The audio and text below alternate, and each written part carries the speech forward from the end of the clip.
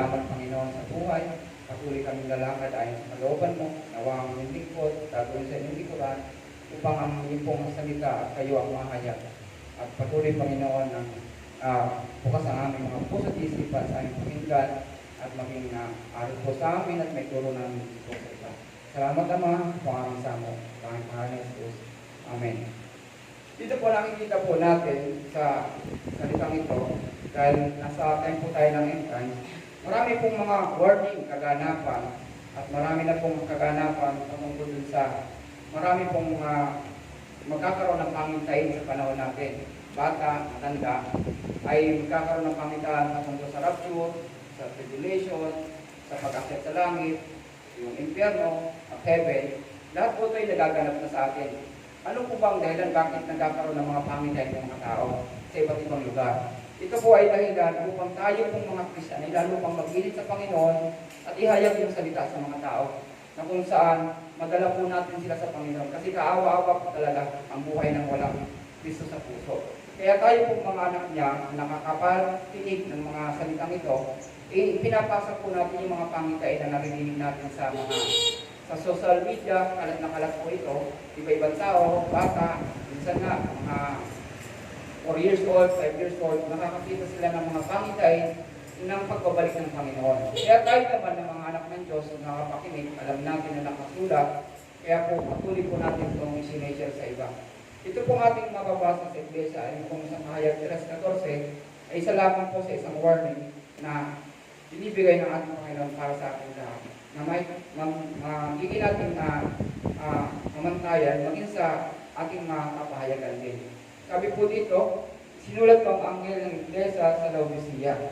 Ito ang sinasabi niya ng pangalan ni Amen, ang matapat na tunay na saksi at pinagmulan ng lahat ng bagay. Dito natin nakikita na ang Panginoong Yesus, tinura na Amen, siya po yung talagang creator, at siya po yung pinagmulan ng lahat ng bagay.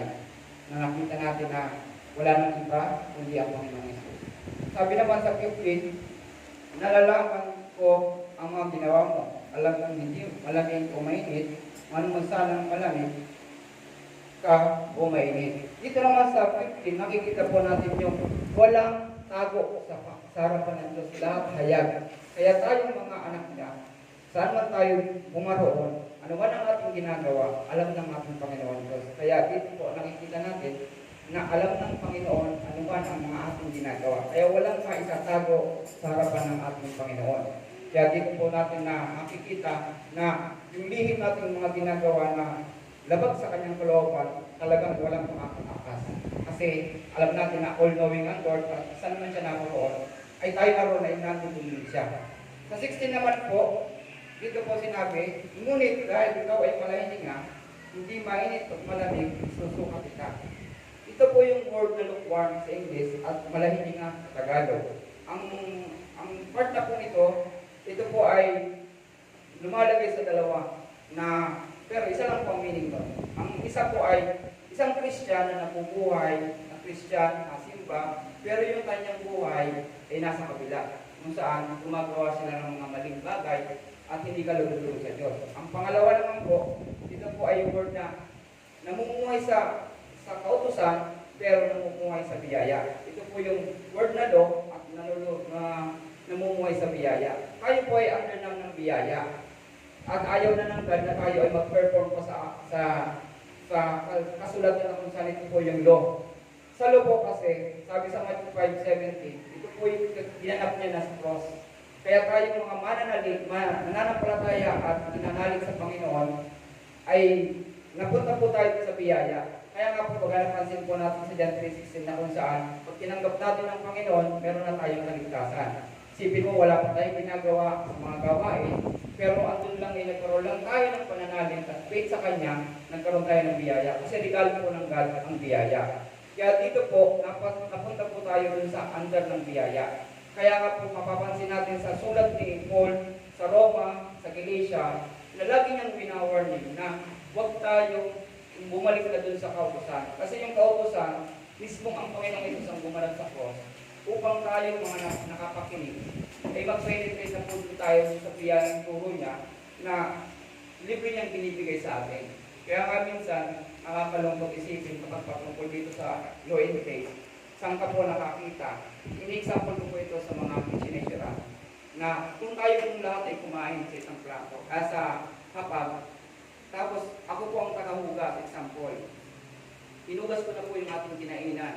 Tapos, nung hinugasan ko ng kainan, para bang ang labas, ay pagkaalis ko, hinugasan pa ni sister. O kaya, hinugasan naman ni brother. Yung plato na hinugasan ko na.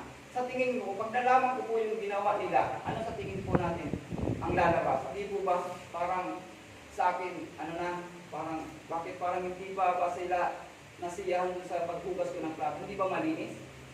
Ganon din po, kung ang Panginoon ginanap ang law sa cross, tapos tayo naman ng mga tao na naniniwala sa Kanya, nais pa natin ganapin yun. Kaya nga po, kung papansinin natin sa Old Testament, maraming law, bawal ang pagkain ito, bawal ang gawin ito, madumi ka pag ginawa mo ito, kailangan mong mag-church, kailangan mong mag-sabat. Ang sabat pati that time, wala nang nakakagawa ngayon kasi walang kainan yan, walang trabaho.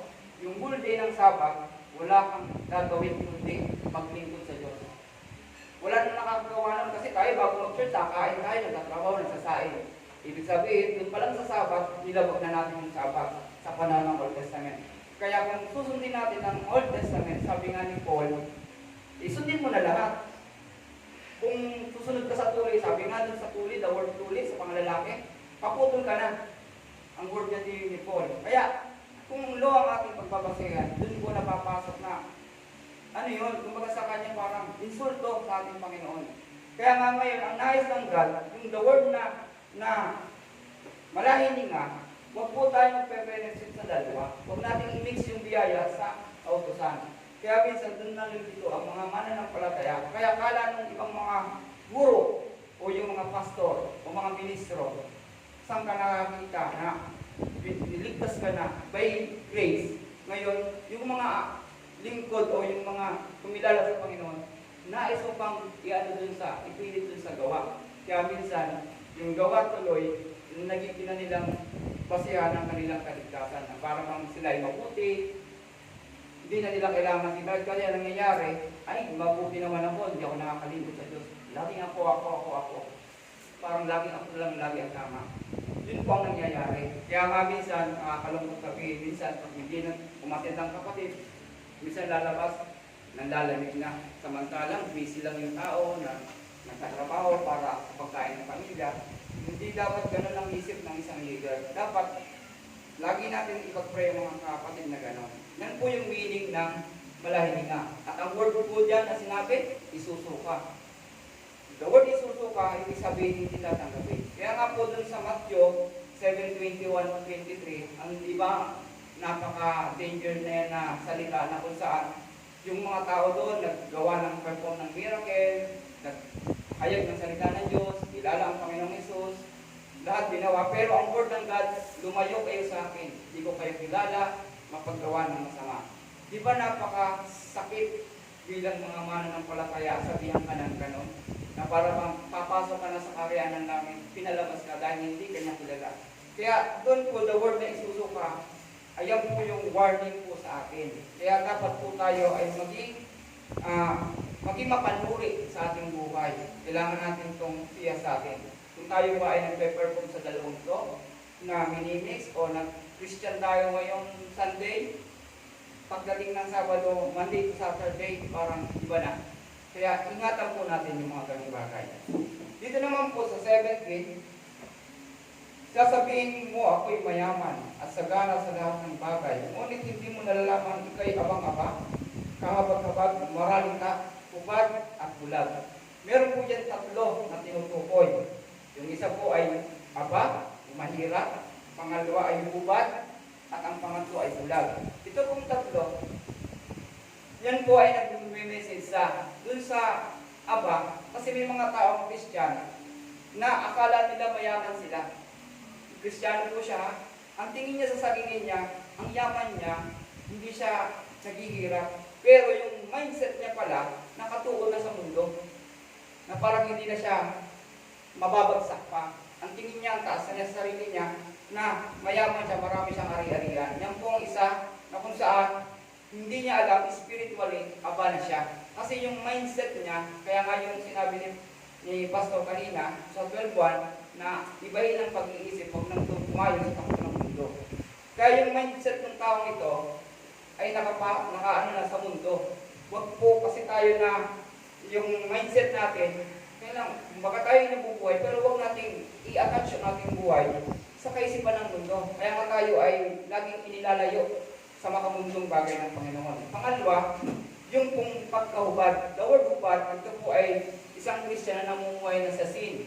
Iba-iba po ang sin, last, kung ano pa. Marami. Pagka-addict sa mga games, kung ano-anong bagay, pagka-addict sa mga bagay na hindi naman kalugod sa Diyos, sobrang panonood lang ng kung ano-ano, at mga bagay na mas binibigyang importansya kaysa sa isang bagay. Kumbaga, mas binibigyang higit katulad ng mga bisyo. At pangatlo po, yung word na bulag, ito naman po yung katuruan na akala niya tama, pero sa harapan ng Lord, mali pala. Ang tingin niya, tama, pero mali pala. Kaya ito po yung bulag. Marami pong Christian, nakala nila, andun sila sa tamang path o sa tamang way. Pero hindi nila alam, lumilito na sila ng lutas.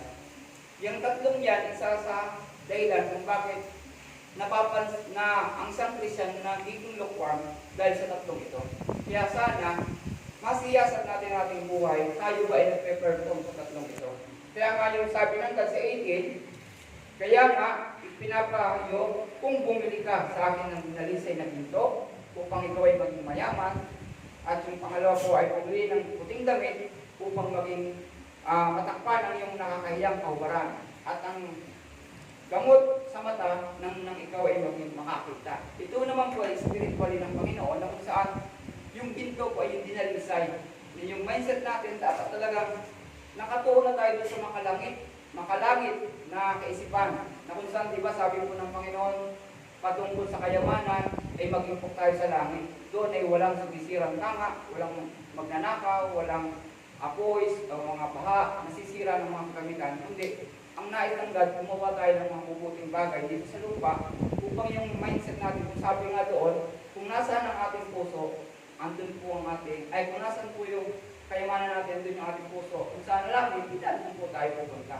Yan po yung isa sa dahilan kung bakit winawari nga ng God na bumili tayo ng ginto. Yun po yung aral na kung saan ang focus ng mindset natin ay sa makalangit na pong kaisipan. At ang pangalawa naman po ay yung puting damit na kung saan yung kalinisan.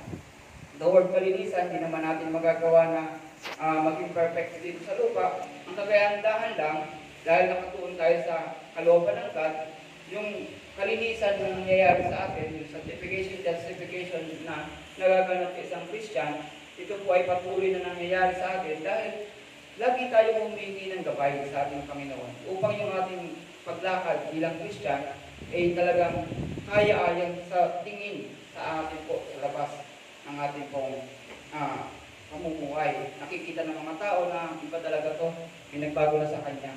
Hindi na sa dating si kapatid na ganito. Kaya nakikita natin na sa buhay natin po, nagiging po tayong liwanag, asin ng sanlibutan. Dahil sinusuot po natin ang Panginoon sa atin araw-araw. Kaya yung kalinisan ng Panginoon ang nakikita sa ating mga buhay. Kaya yung pagkakaiba sa labas, nakikita na po sa atin. Kaya minsan, kapag nag-share tayo, ang sarap na nila ang makinig dahil ang tingin nila talaga, merong nagbago, ano ang sikreto mo, may mga ganun po. Kaya sa akin nga po, kung nag-share, minsan nagugulat sila, ano bang nangyari sa iba ganito? Kaya yung iba, talagang naiinggan yung makinig na mga word of God, na kung saan, yung talino na hindi nila alam, bakit nasasabi mo yan? Hindi nila alam, meron tayong salita ng Diyos, nagiging pamantayan, na kung saan ito nagbibigay sa atin ng talino upang ihayag sa ating mga kapwa-tao. Ito naman po dun sa word na bumili ng gamot sa mata, ito po ay yung para makakita. Ito na nga po yung kailangan natin mag-pray, mag-aaral ng salita ng Diyos, para hindi tayo malilang ng kaaway. Para yung ating mga mata, laging bukas, na hindi tayo magulag ng mga maling katuruan. Upang tayo ay patuloy na lumakad ayon sa kabanalan at dito sa salita niya, ito yung ating maging pamantayan para mamuhay ayon tayo sa Kanya nais at kalooban. Yan po yung dahilan kung bakit nais ng Lord spiritually, bumili tayo ng gamot. Na kung saan ito yung magpapalinaw sa ating mga mata. At ito na nga po yung Word of God, kung bakit tayo ay nag-church, nakakapakinig ng salita, nagpa-Bible study, nag-meditate ng prayer, para ang ating Panginoon mismo ang sumama po sa ating lahat. Yan po yung dahilan kung bakit kailangan natin na patuloy na lumalim sa Kanya at kilalanin siya mabuti. Ito naman po sa 19, tinuturuan ko at sinusupil ang lahat ng aking iniibig. Kaya nga magsikap ka, pagsisiyan mo talikdan ang iyong kasalanan. Ito po nakikita natin kung gaano tayo kalab ng Panginoon, kamahal, dahil sa ating pag-ibig niya sa atin, lagi niya tayong tinuturuan. Kumbaga sinusupil niya yung mga mali sa atin, mga kasalanan, at tayo lagi niyang pinaalalahan na kung gagawin mo at papatuloy mo yan, mawawala ka sa ating Panginoon. Kaya nga, ako'y naniniwala na ang totoong kumilala sa Panginoon, meron siyang conscience na kung saan kapag gumagawa siya ng mali, hindi niya itutuloy dahil alam niya na ang Panginoon ay sasama loob sa kanya. Kaya tayo bilang mga anak ng Diyos, naniniwala ko, kasi sa akin po, nararanasan ko na may mga time na lumilis ako, ayaw niya akong lumis, lagi niya akong niyayakap, lagi niya akong pinapalo, lagi niya akong sinusuwid na, huwag ka dyan, anak kita dito ka, gagamitin kita, kailangan ka dito, dito ka. Kasi kung dyan ka magpapatuloy, walang mangyayari sa iyo. Kasi lalayo ko sa akin. Ayaw kong malayo ka, kaya dito ka. Yan po ang dahilan. Kaya nga tayo po bilang mga magulang sa ating mga anak, na ang ating mga anak kapag namamali, lagi natin napapagalitan. Kung may halong pa tayo magagawa, normal lang yun dahil mahal na mahal natin ang ating mga anak. Which is bakit pa ang God na yung grabe ang pagmamahal niya, andun papaluin talaga niya tayo. Masakit yung palo, pero dahil sa palo niya, hindi po yung nagtutuwid sa akin. Kaya nga meron tayo mga consequences na kapag nagpatuloy tayo doon, may mangyayari sa atin, hindi maganda. Kaya nga ang Panginoon, napakasarap ang pagmahal. Kaya nga lagi yung tinuturo, lalo sa mga anak. Nasabi ko, hanapin niyo ang kalooban ng God, andyan ang salita ng Diyos, basahin niyo. Kung meron kayong tanong, tanongin niyo ako. Yan ang sabi ko sa mga anak ko. Kaya nga, tayo po, mga kakapatid, magtulungan tayo. Magkaroon tayo ng mga Bible study, katulad ng prayer na nalimutan ko Sabado, ang isip ko yung pala Friday. Kaya ako sabi ko, sa sunod na lang, kaya pagbasa ko kay sa message, ay, Friday pala, wala ako. Kaya ngayon po yung mga prayer meeting, isa po yan sa dahilan kung bakit nagsasama-sama tayo bilang magkakapatid. Yan po yung Libro 10:25 na huwag kaligkad yung mga pagtitipon. Kaya po, kailangan po natin yung mga pagtitipon na yan. Isa po yan sa dahilan. Amen po. At dito naman po sa 28, nakatayo ako sa lawas ng pintuan at tumutok ko. Kung dirigin naman ang aking tinig at bubuksan ng pinto, ako'y papasok sa kanyang tahanan at magkasalo kaming kakain. Dito po, the word pagkatok, ito po ay, kasi ang mga anak nga ng Diyos ay, minsan nga naliligaw. Lagi tayong kinakatok, may mga word na narinig tayong audible voice na lagi tayong winaward nila ng Panginoon. Pamamagitan ng banal ng Espiritu na, anak, papasukin mo na ako sa buhay mo kasi lumalayo ka ata, ganun yan. Kaya ang Lord nais niya lagi pumasok sa atin. Ang Holy Spirit na sa atin, the word na papasok, ito po yung siya ang nagmamanifest, siya yung pumapasok, siya yung nag-guide.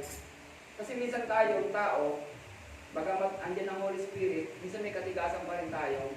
Yung kalooban natin ang nasusunod, yung selfishness, yung sariling gusto.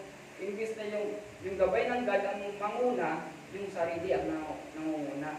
Kaya nga ito po is sa warning na. Kaya nga, pinakatok, the word pinakatok, pinigising. Uy, asan ka na? Uy, lumiliko ka na. Ano? Ganito ka pa ba? Ganyan yan.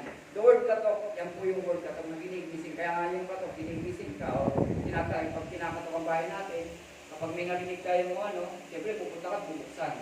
Yan po yung isa sa dahilan ng spiritual po sa atin ay lagi tayong pinakatok ng Lord na baka tayo ay lumiliko na spiritual po yun na kung saan kapag ang pinagpuksan natin ng God, doon mararamdaman natin ang gaan-gana naman ng buhay, ang saya-saya, yung pala kasama na natin siya.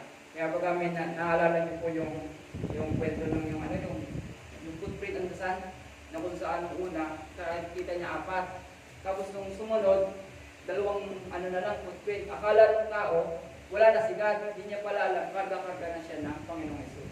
Kaya 23 na lang. Isa po yun sa dahilan kung bakit lagi tayong gustong samahan ng Panginoon upang patuloy po natin maganap ang kanyang kalooban. Yan po yung the word pagkatok, kinakatok niya puso natin ating buhay. Sa 21 naman po, ang magtatagumpay po kung katabi ko sa aking luklukan kung paano ako yung magtatagumpay at ako po ngayon sa tabi ng aking ama sa kanyang luklukan. In the word kung nagtatagumpay, kailangan po talaga natin pagtagumpayan sa buhay na ito na ang mga laban sa, kasi po, lalo na sa end times, ang battle po ng end times, hindi po natin kalaban, mga tao. Ang kalaban po natin sa end times, yung mga spiritual battle po ito. Kung saan, yun ang gugulo sa tao, patuloy na tayo hininilda. Kaya, word ng pagtatagumpay. Kaya, sabi nga ng Panginoon, patuloy natin isuot sa Ephesians, isuot natin yung battle armor ng spiritual battle. Kung saan yung helmet, yung pansalat, yung mga armor.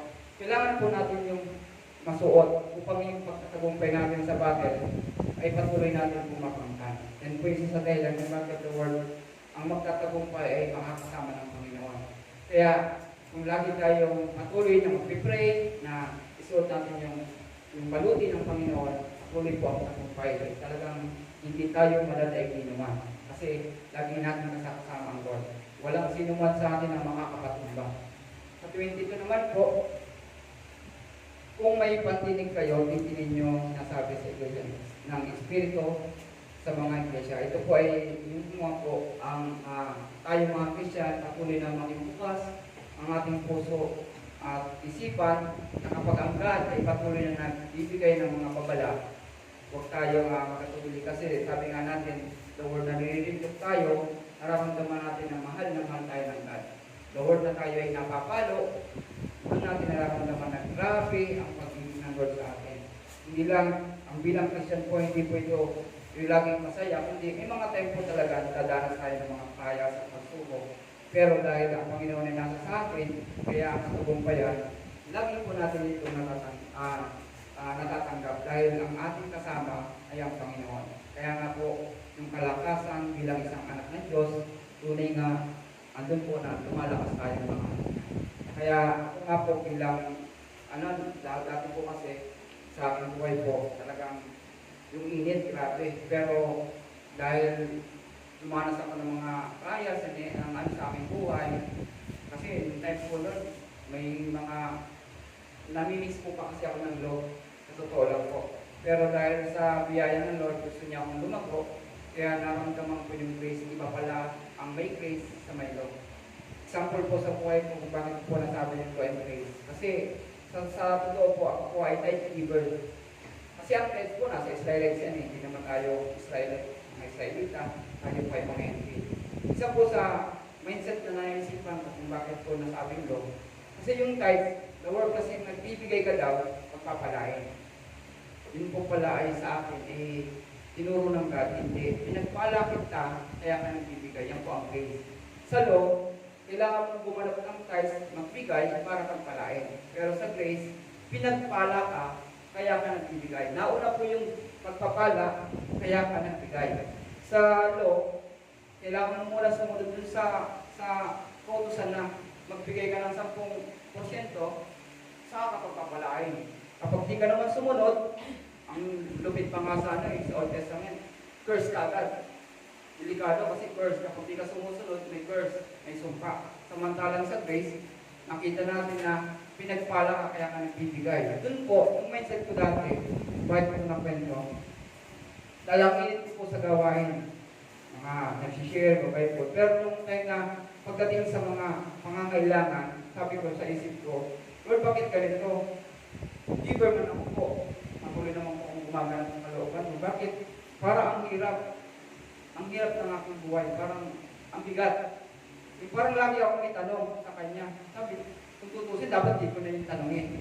Kaya lang pang God ay walang imposibilidad sa kanya. Pero nung time na maunawaan ko yung buong biyaya, nung ko naintindihan na pinagpala ko talaga kaya ka nagbibigay, doon ko po naranasan na every time na nauupusan ako, alam niyo po ang lagi nang nababanggit, salamat Lord.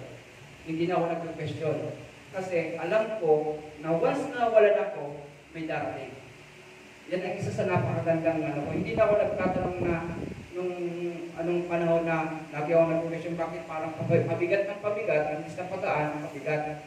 Pero ngayon po, nung nakilala ko na yung buong biyaya ng Panginoon na tinuturo niya, na napakagaan pala nito, doon ko na intindihan, pinagpala na kita, kaya ka nga nagbibigay. Kaya yan po ang isang dahilan kung bakit dito po sa Under Grace, meron tayong sinulat dun sa Korinto na kung saan cheerful giving na. Kumbaga, bukal sa puso yung pagbibigay natin. Wala nang percentage na sinasabi. Kung ibuhos mo, ibigay ang lahat ng nasa sayong ibigay mo, walang problema. Yan na po ay nakadepende na sa puso mo. Kung gaano mo yan ibibigay, nasa sayo yan. Basta ang laging sinasabi ng God, pinagpala kita, kaya ka nagbibigay, yan isa sa dahilan kung bakit po ako namulat sa biyaya, na ang biyaya ay napakaganda. Kung tayo ay patuloy na mga kaunawan. Amen po. Yan po ay isa lang po sa mga experience na kung saan, kung bakit ayaw ng God yung lukewarm. Kaya nga, lagi kong sabihin po, sabi ng Panginoon natin na ang kanyang minamahal, sinusupil at kanya po patuloy na tinitrain o binibigyan. Kaya nga pansinin natin sa puno, para lalo siyang lumago at magbunga, tinitrain po yan. Tinitrain ang puno para lalo siyang dumami. Kapag training mo, dumadami yung sanga. Ganon din po sa isang Kristiyano. Para tumaas ang ating bunga, kailangan natin makaramdam ng sakit. Yan po yung pag-train. Yung pagtuturo, pagtutuwid sa ating mga anak. Amen po. Doon po magtatapos yung mensahe kung saan at nawa po ay ibang kalakasan sa bawat isa. Amen po at mag-pray po muna natin tayo. Amang Diyos, salamat po sa napakagandang mensahe. Maging ako pong inyong lingkod, patuloy niyo pong inibigyan na mga mensahe ito na maging ilagay namin sa isip at puso na kung saan ito ang aming magamit na tunay nga ng pag-ibig mo ay napaka sa aming bilang mga anak. Kaya nga salamat po God, na tunay nga sa iyo kami ay patuloy na lumalakad ng may kabanalan dahil ito Panginoon ang siyang patuloy na gumasabay at sumasama sa amin. Salamat sa mga salita, tunay na alam namin ng warning na ito ay nagbibigay sa amin ng katagumpayan at kagalakan upang patuloy na sa oras ng pagbabalik mo ay talagang handa po kami bilang ng mga anak. Salamat po Ama, sa iburahin ko ng balimalan ng pagbuhay ko sa tayong pangalan ng Panginoong Jesus. Amen.